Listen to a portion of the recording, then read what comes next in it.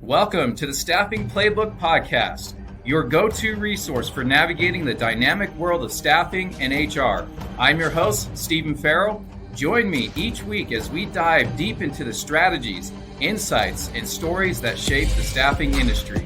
From the latest trends to expert interviews and practical tips, we'll equip you with the right tools and knowledge to succeed in the staffing industry. Whether you're a seasoned professional or just starting out, the Staffing Playbook is here to help you play your best game. Let's get started. 10, 9, 8, 7, 6, 5, 4, 3, 2, 1.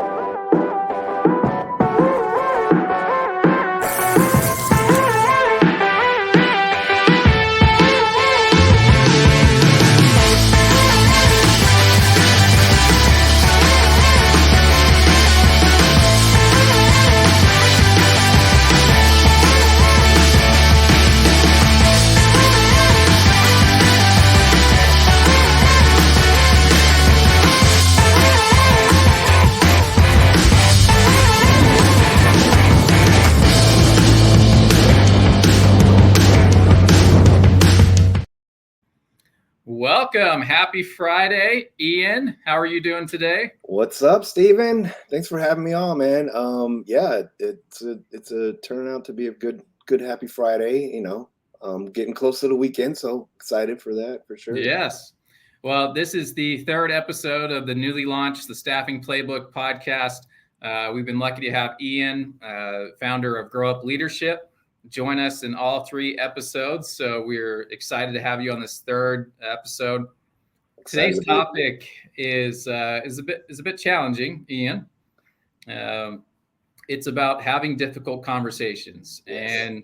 and with that is why they're really not that difficult. And we're going to explain. We're going to give you some insights, some different strategies to make these conversations easier, and more effective, and not so difficult. And so I know you and I both have a lot of experience over the years in having difficult conversations. I don't know about you, but I've also been on the receiving end of a difficult conversation a few times in my career. Yes, And I've been in some really empowering ones. for sure. And then I've been in ones that make me just like want to, close the door behind me and never look back. Right. Yeah. Yeah, for sure. Difficult conversations, it's a part of certainly business and management, staffing, especially. And, I think hopefully we're going to cover some topics and discuss some tips and just concepts that will be helpful for anyone in life. I mean, I think, there are conflicts, there are challenges that we all face in all kinds of elements. And so having some strategies to have better conversations, crucial conversations, meaningful conversations is helpful for everyone. Yeah, certainly. It's, I want to start it off with, there's this fear of having difficult conversations. There's just these common reasons people avoid having difficult conversations. Number one is just that fear of conflict, right? Yeah. Conflict is not avoidable. It'll come knocking on your doorstep. No matter how long you avoid it, it'll come back and confront you. There's a fear of hurting feelings. And then there's the fear of the unknown, like, how's this person going to respond based on my conflict? And it's not just conflict resolution with, if you're a leader in a management role and you're having a difficult conversation with one of your employees, it's also with your colleagues, it's other department heads, it's your boss, right? Yeah. These are all forms of difficult conversations that all of us will be presented at one time or another in our career. And we've got to understand that fear and why we're having it. Yeah, and I agree. I think fear is a big factor to consider. But what I challenge people to do is really think of this as an opportunity, to move past this thing that's looming over and making things difficult, whether it's an employee who is not performing, or maybe it's a challenging relationship you have with a peer at work, or maybe you have some concerns that you want to address with your boss. And I fully understand the fear of having that conversation because, it can feel icky and, there can be feelings involved and all of that. And what I would suggest oftentimes is really try to remove the feelings and get down to the facts and put in some effort to prepare. And I would say for any conversation, that would be probably the biggest recommendation, suggestion is make sure that you spend some time preparing.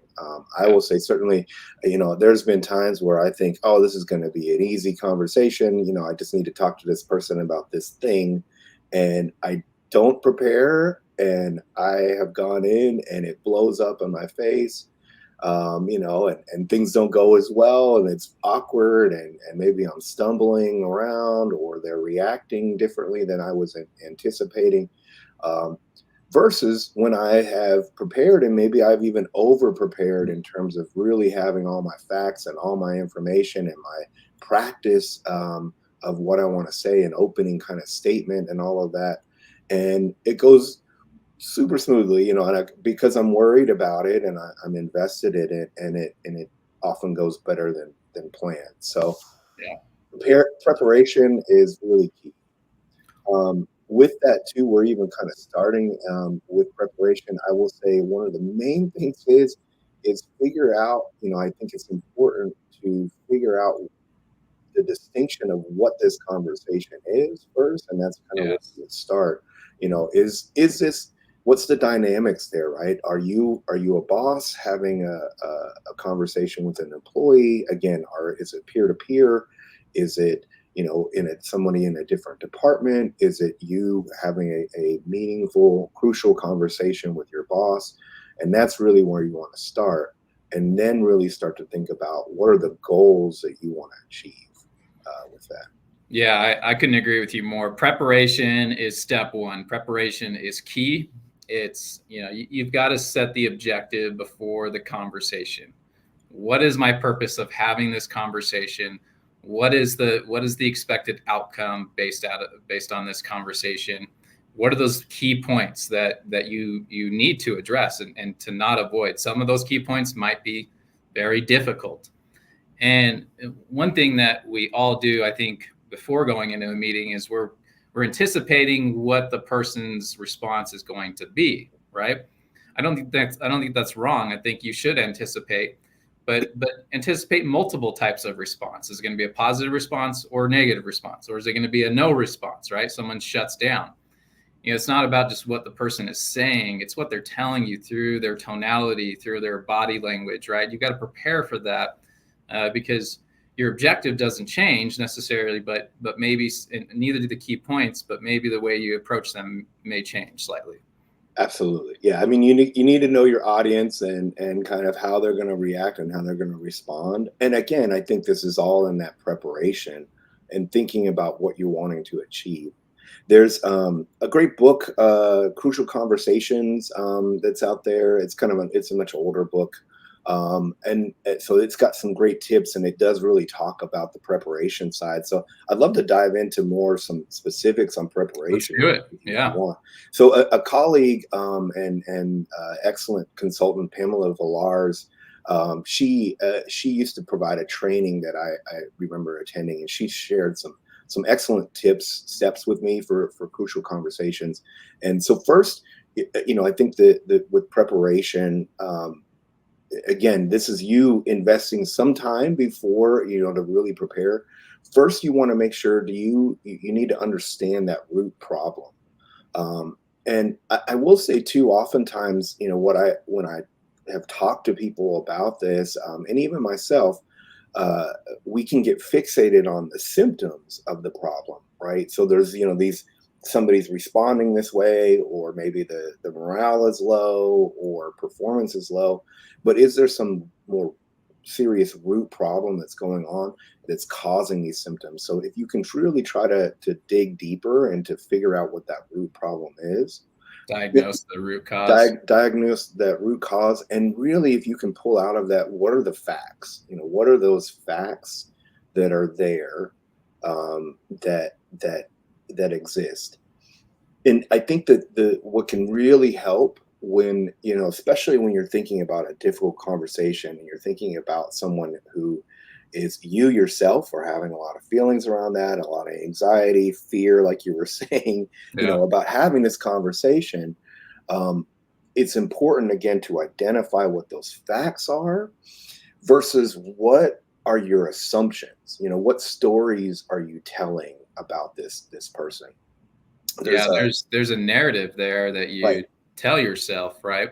Yeah. And it's like going back to what are the facts, right? Right.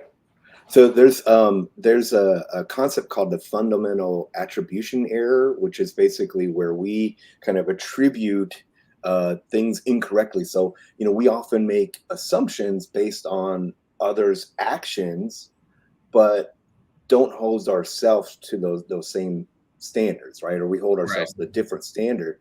There's a psychologist, Dr. Bob Duke, from a great podcast that I love called Two Guys on Your Head. He says, we judge others by their actions. We judge ourselves by our intentions, right? Mm, So the common the common example that oftentimes gets shared when we're driving on the highway and we're speeding, it's because we're late and we need to get somewhere.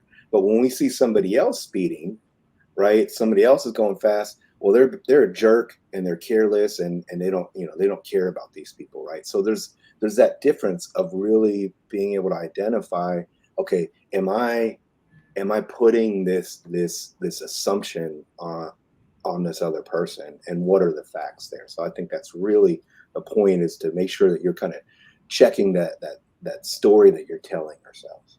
yeah. That is crucial. I love that feedback, because we're always making assumptions and we're assuming Right. that we're right, and Right. we're interpreting, Yeah. the intent Uh-huh. of the person that we're talking to, and that's the wrong way to go about it. There's also something about choosing the right time and the right place to have the meeting, right? Absolutely. Yeah. So and what's interesting too, from a crucial conversation standpoint, I think again, it's understanding those dynamics and all of that. But once you've prepared, and there's another element too with the preparation that I'll jump back to, but what is suggested oftentimes, especially if it's the dynamics are different than just your kind of regular boss employee dynamics, what's always suggested is to ask for permission to discuss.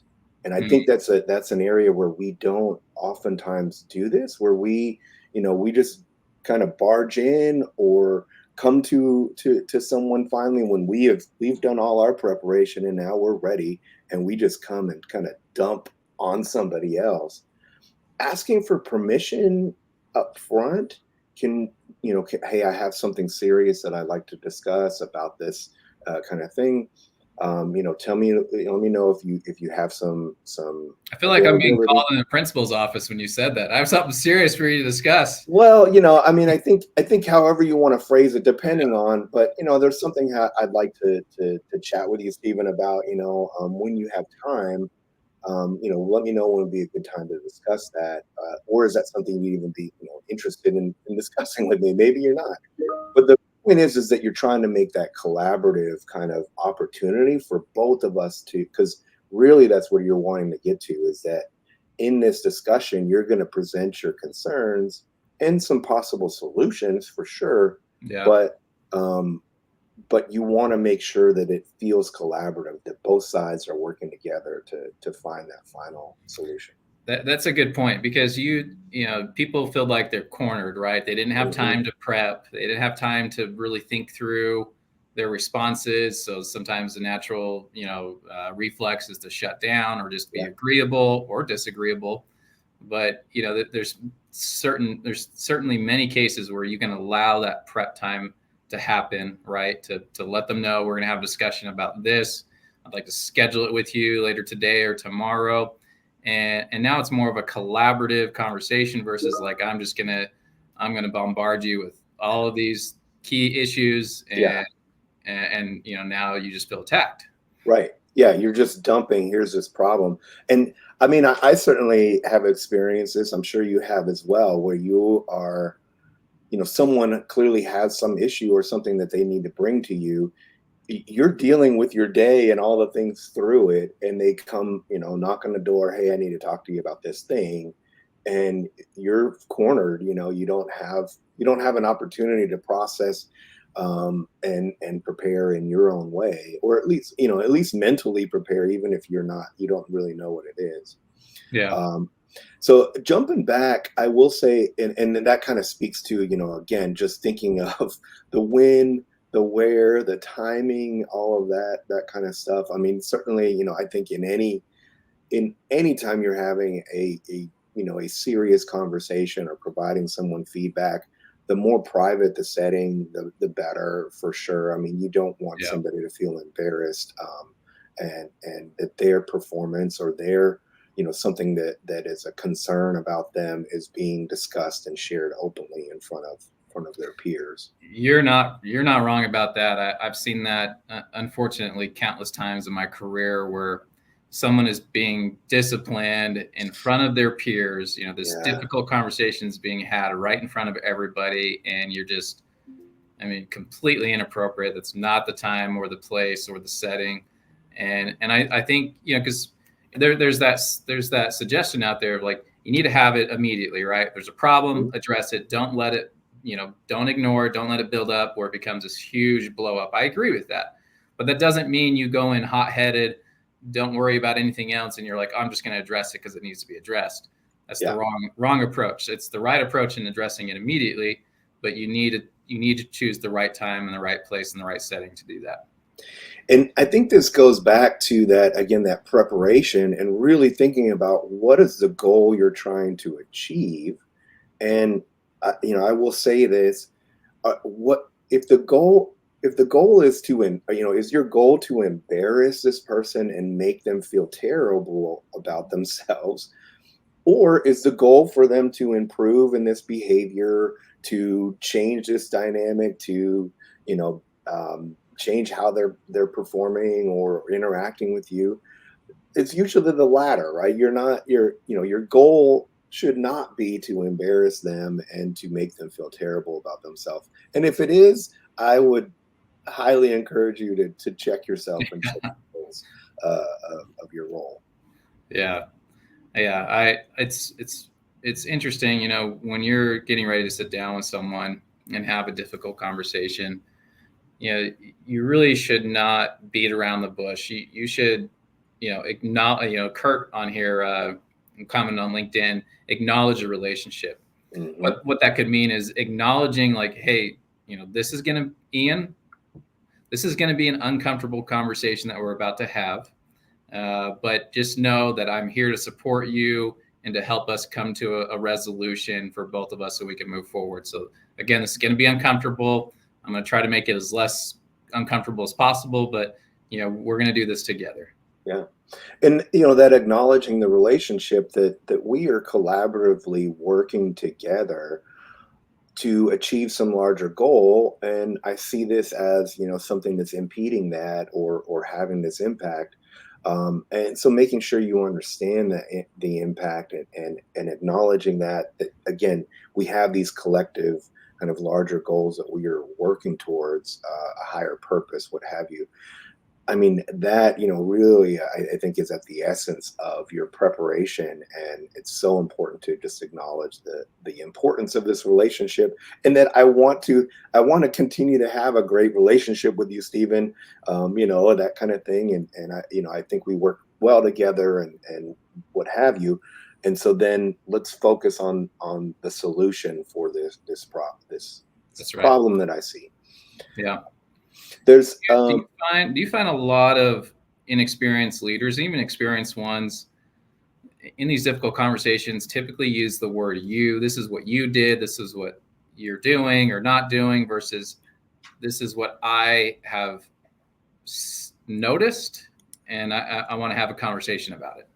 Yeah, I know. I mean, I think, great question, and a great point. I think in general, That's a common statement that you want to make sure that you're using I statements in general as much as possible. That, I observe this, and you're coming from this is where I am. This is my perception, but I want to now hear your side, instead of just placing, this kind of, attributes on somebody. Again, that's that fundamental attribution error where we are attributing something or making this assumption about someone, and that may not be it at all. There may be something more to it. So again, oftentimes, that's just in general with feedback, that you want to be sharing your observations, the situation, the impact that you see, but again, taking that context where you are focused on them being able to provide their perception as well, and not you placing that on them or attributing that. That's right. I did have one thought on the I and you as well. Yeah. Is, because you're deflecting when you're saying you, right? It's just this is all you. It's not me. But another mistake I see a lot of leaders make is back to that I own this. They'll say, "Hey, my boss saw this. He or she was really upset, and I was told to have this conversation. I was told to write you up. Hey, corporate told me to do this. HR told me to do this." Yeah. They're not taking ownership of their own team.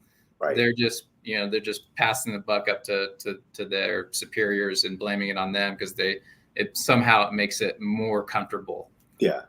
And I'll be honest, I've made that mistake early on in my career, of not taking ownership of my role and kind of making it sound like, well, I don't agree with this, but this is kind of what we need to do going forward. You need to change this behavior. And again, I think in general, it's thinking about that larger goal that we're trying to achieve and making it feel collaborative, that, we are collectively trying to achieve these goals, whatever they may be. And your role, especially if you are that person where you are having to hold people accountable, that is your role. You are responsible for their performance. And so that, again, that's where, even in the preparation part is really thinking about those dynamics and what's your position in this. I think that's one of the things too, that I always try to remind and share and help, new leaders kind of understand, is that they can't, they can't actually do the work for this person. You are just helping kind of provide that guidance and that understanding of what are the expectations and how are you performing against that. And you're there to facilitate their successful performance, but you're not, you shouldn't feel bad if this person is struggling with that. If you're the person having to give them that news. So, I think it's challenging, but it is. I think another key tip in this conversation is the power of active listening to understand rather than to respond. Yeah. And especially you've done all this prep work, right? Mm-hmm. So you got a lot you got your objective, you got your key things you want to talk about. And so it's really easy to take over the conversation and you do all the talking. And again, it's counterintuitive to what we're trying to accomplish. We want a positive outcome out of this conversation. So if you if you're doing all the talking and not any listening, you're not going to get anywhere. You're going to lose that what could have been a great employee. And it's one of those things where you do less talking, ask more questions, get more details, try to understand how they're seeing things versus how you see them. Yeah, absolutely. You should be doing, in any feedback conversation, you should be doing, 50% or less of the talking. I would suggest less than that. I think, when you're thinking about that, again, your preparation. So again, figuring out those facts of what you need, what you want to share, or what are those kind of factual things there versus your assumptions. And then also I would suggest having your solutions. So what are the solutions you want to see? so that you're not just dumping this problem on somebody, but you are actually providing them with some potential solutions or your ideas for possible solutions. Again, make it collaborative, and that's where you're going to open that up. One of the other components to crucial conversations that's recommended, that you also, in addition to asking for permission to discuss, you also, in your preparation stage, you also create what they call an opening statement, and that's kind of this very, succinct, clear, straightforward, almost Twitter version of what's the issue and what are the possible solutions here, but really just making sure that you're communicating the issue and the impact, to that, and then you stop there and you allow them, and you can even say, I'm sharing this with you. I'd love to hear your thoughts. I'd Yeah. love to hear how are you feeling about this, or what's your perception of the situation? Yeah, it's that shifting from problem focused to solution oriented dialogue. Right. Right. If your goal is to go in there and fire somebody, okay, that's not a difficult conversation. I mean, it is difficult, Sure. right? But it's different. It's very clear what your Very objective is. clear. Yeah, there's not a whole lot of dialogue in No, that there's not. conversation. Yeah. So yeah, if you're shifting to being that solution oriented dialogue, it's much different from, you're not talking about all the problems Right. throughout the whole conversation. It's like, here's the problem. Here's that starting statement that you mentioned. What'd you call it? The opening statement. Opening statement. Yes. And so here's the facts. And now it's time to listen. And now it's time to focus on solution oriented dialogue. Right. Yeah. Yeah. So, once you've delivered this kind of opening statement and you start this dialogue again, and I think the point you were making is it's the interaction is going to vary depending on, again, the dynamics of the relationship and what you're wanting to achieve, those goals you're wanting to see.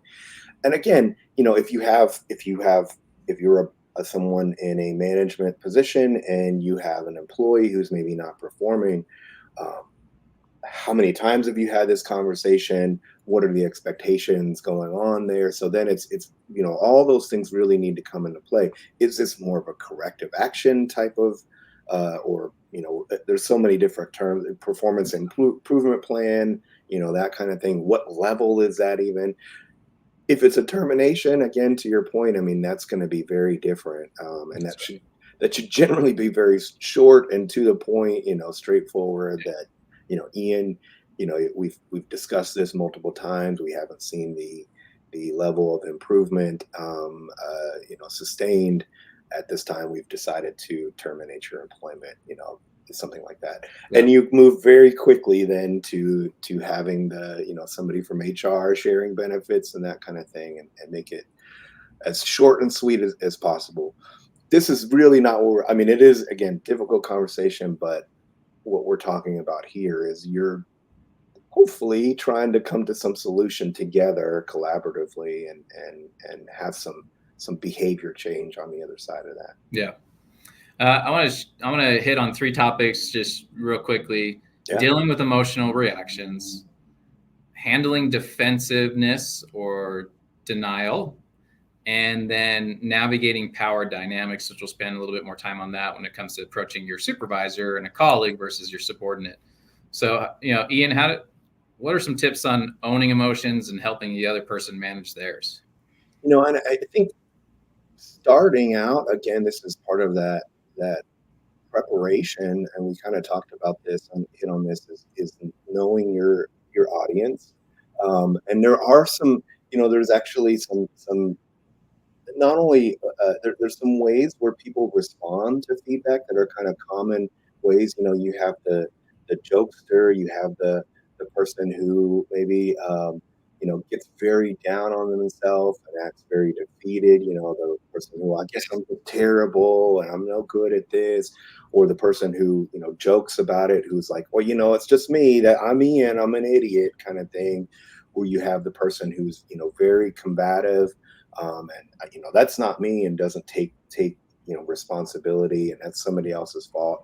So understanding hopefully you've been working with this person enough that you've seen and observed, or maybe even if you're not sure, being able to talk to someone else who's maybe has a stronger relationship with that person, but understanding how they receive feedback can really be helpful in your preparation up front if you can.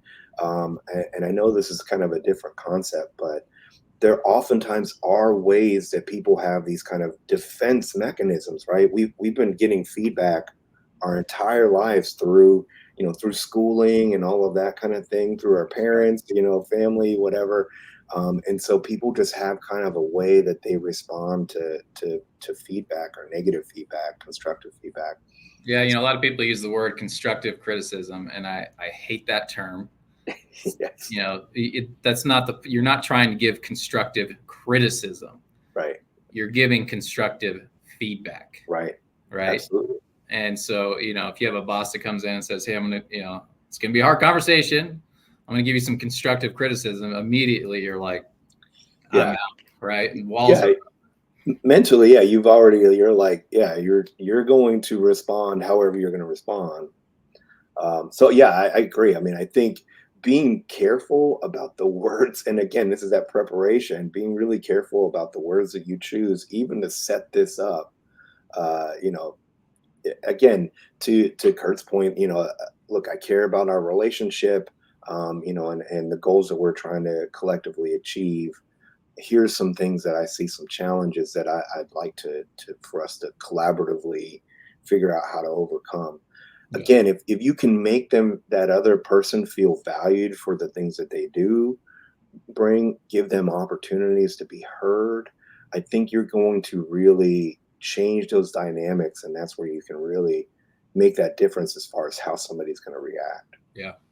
So let's just say we do our best prep work, but you have the person in front of you that's defensive or in denial. How do you change anything to your approach? I mean, how do you handle someone that's you went in very soft and very clear, but still they're being defensive or they're in denial? And I think it really depends on, again, what are the goals you're trying to achieve. From a coaching standpoint, right? If you're trying to coach somebody, there's a concept called being ready, willing, and able. And if you identify that this person is not willing to receive this feedback, and that kind of thing, not ready for being coached, then you might take a step back. Now, if it's something where it's a dynamic where you are a manager of an employee and you need them to improve, then sometimes you do just have to press forward and be very clear, and so oftentimes too, with feedback, one of the things that you're looking for is a commitment to resolve, right? So you share, here's the situation, here's that impact that I'm seeing. Can I get commitment to resolve, kind of thing? In a manager employee situation, there's a whole nother level or dynamic of potential consequences, right? Not only just the impact to their peers, to the business, to their customers, but in this case, it could be impact to their progression of their job, or maybe that their job might be in jeopardy.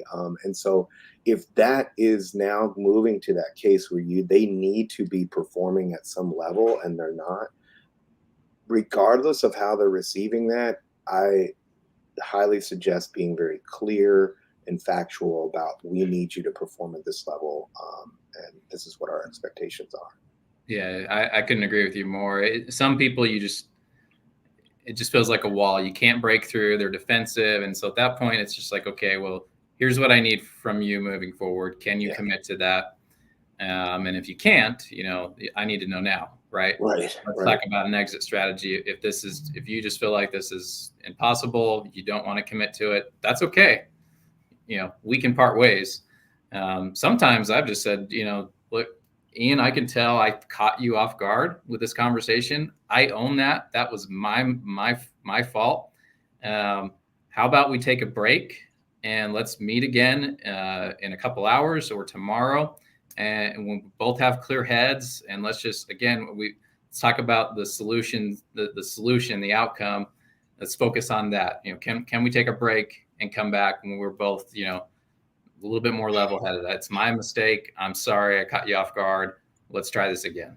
Yeah, excellent point. And I agree 100%. I mean, I think you need to read the room, and then again, that's why the value of asking for that permission. Again, it really depends on this dynamic. If we're talking about manager or employee, I mean, obviously you need this person to perform or improve. But if you're, again, talking to a peer or, even sharing something with your boss, and I think there is a level that we all have to, we all have feedback for our boss at some point, and we need to kind of manage up. And it's important to feel comfortable in having those conversations. But regardless, yeah, depending on the dynamics as far as the power dynamics go, either it's sharing those consequences or saying let's reset, at a later time. Yeah. Let's hit on for a quick minute having a difficult conversation with your boss. And so, no one likes to have a difficult conversation with their boss, right? Yeah. It's like it's reverse roles, and it's just like, yeah, this is going to be hard. And I think all these principles really still apply in that conversation. Don't you agree? Absolutely. The stakes are different, the situation's different, but I would say spending that time to prepare and have your clear kind of opening statement of this is the problem, this is the impact, and these are solutions I propose. But again, I want to hear your perception on the situation, and have a collaborative conversation. Hopefully your boss, part of their job is to help you be successful. And if they are somehow getting in the way of that, I would hope that they would acknowledge that and want, really desire to make that improvement, whatever, or do whatever they need to do to help you be successful. So, it's, it can be challenging for sure. And I will say that's the other part too, is really asking for permission, and trying to set that timing and that tone, because, as as director of sales, you're busy. And so, right. You need that space to really kind of have that meaningful conversation with your employee. So don't just go and jump on top of Steven when he's trying to do all his other 800 tasks in the day. Yeah, you hear that, boss? No, but really, it's one of those things where it's like you want to let your boss know, I'd like to have a conversation with you. It should only take about 30 minutes. Right. This is the topic I'd like to discuss. This is a real challenge that I'm having. And I'd like to have a solution-oriented dialogue with you.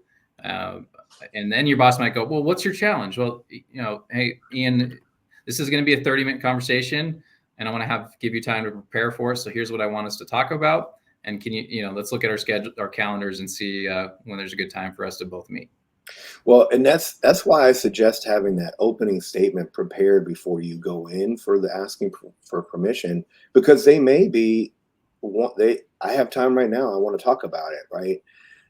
What you want to make sure, especially for a boss, and I think this is something that we hear consistently, for the higher you go up with from an executive standpoint, the shorter, the more direct you can be, the better for that individual. They have so much information that's oftentimes being thrown at them.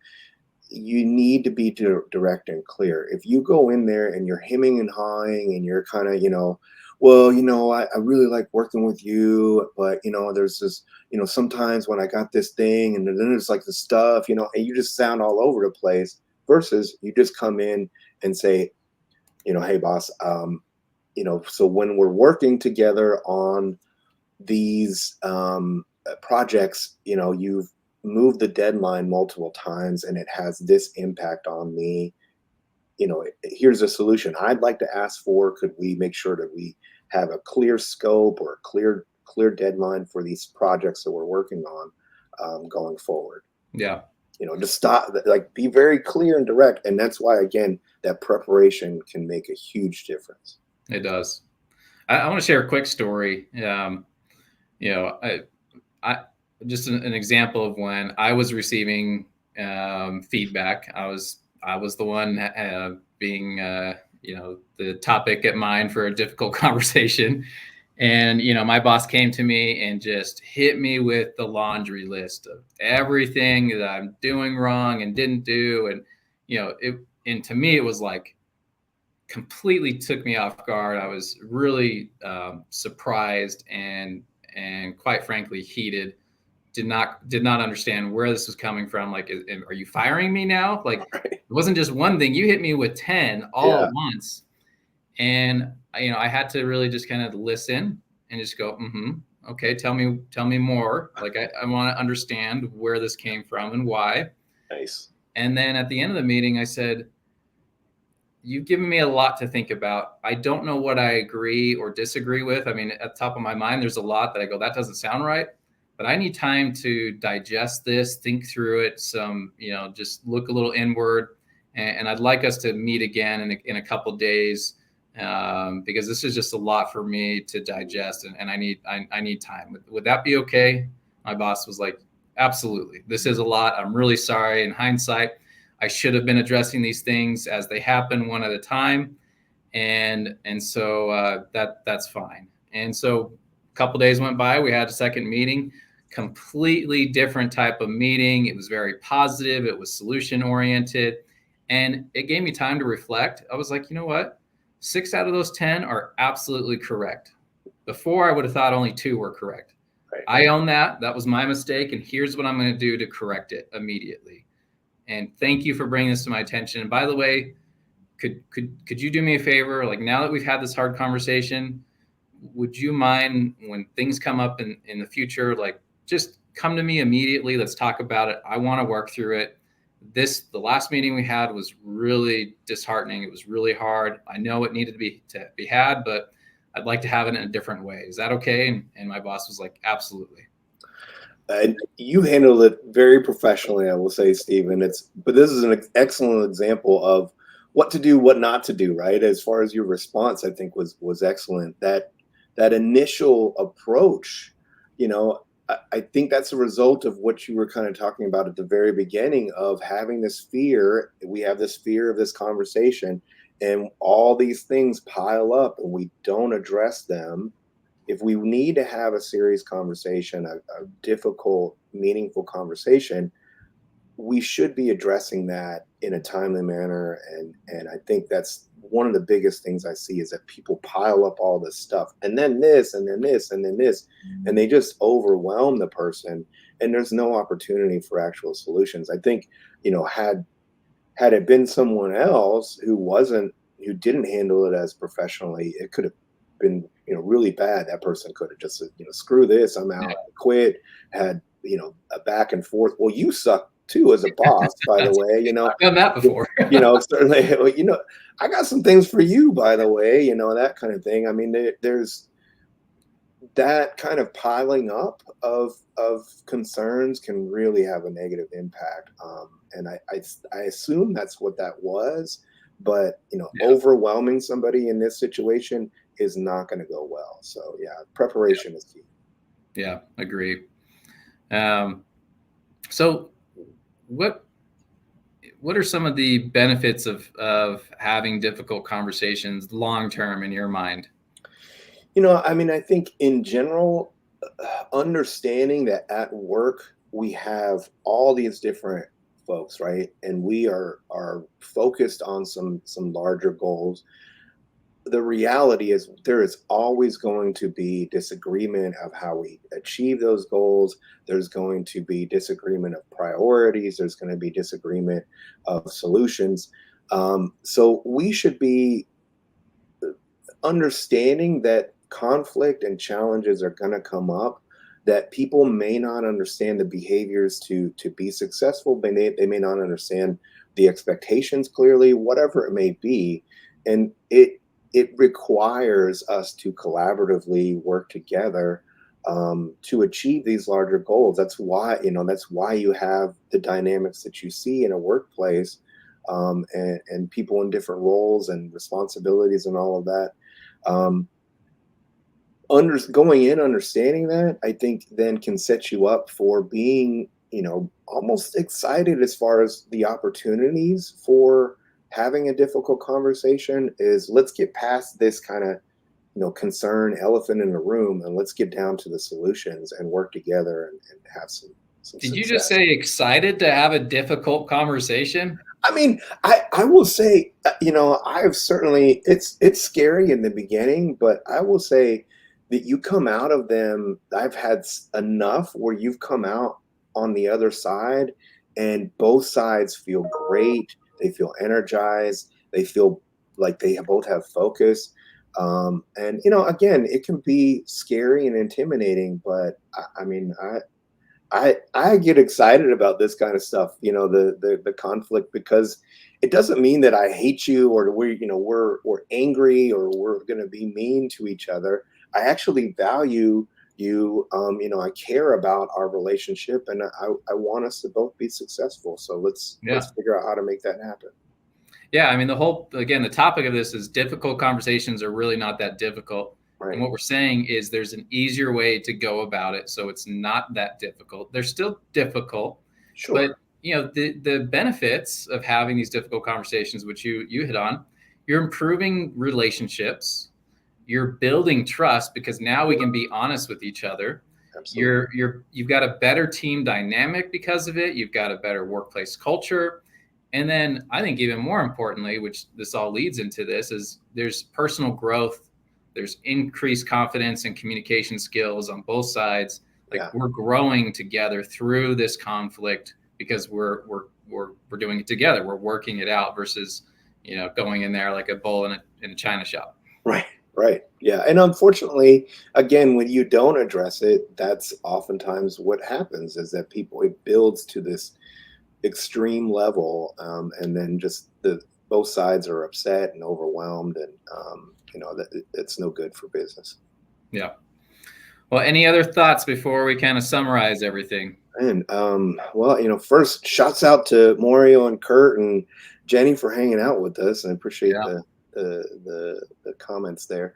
I think, again, seeing the big picture in work and the relationships that you're trying to build and all the stuff that we've kind of talked about in these previous podcasts as well. It's really about how you achieve those goals is about building those good relationships. And it starts with having honesty and openness. And so, don't think of them as difficult. Think of them as, I would challenge you to reframe them as to crucial or even meaningful conversations. Meaningful. Yeah, I like that. Well, just to summarize, let's understand the fear going into a conversation, difficult conversation, and that there's going to be fear on both sides. So what can you do to remove that fear? Right. One of those things is to set the stage before the meeting and just invite them to have a discussion with you, to join a discussion with you. And here's the topic at hand. If you can disclose the topic, sometimes you can't, depending on the type of conversation. Having a key strategies to approach this conversation. Preparation is key. Yes. Choosing the right place, the right time, the right setting. Effective communication using I statements rather than you. Staying focused on the solution, having solution-oriented dialogue, and have a dialogue around how we overcome those challenges, and have that end goal in mind. Yes. Right. What is the ultimate objective of this meeting? And you need to go into it with a collaborative approach, and you need to listen more than talk. Right. Absolutely. 100% agree. All that. Excellent stuff. Well, what a fun conversation, Ian. I know. It wasn't that difficult, was it? It was. And for those listeners, please make sure you subscribe on podcast, Podbean, or podcast, Spotify, Podbean. Leave a comment below if you've had a difficult conversation. We'd love to hear your stories. And just remember, these are people we're dealing with. These are relationships. Yes. And so you do need to remove the emotion, but that doesn't mean you remove the empathy. Right. And so let's take a collaborative approach. Let's win together and work towards a solution, and we're all going to be better for it. Absolutely. All right. Well, thanks said. for tuning in. Thanks for having me. Grow Up Leadership. Make sure you go check out his channels. He's also a leadership coach for individuals and for companies. And as you can see, Ian's a brilliant guy. He's well-versed on these topics, and he can help you in any of these situations. Absolutely. Please reach out. Thanks again for having me, Stephen. I appreciate it. It's always good. Thank you. And we'll see you guys next Friday. Take care. Bye, y'all.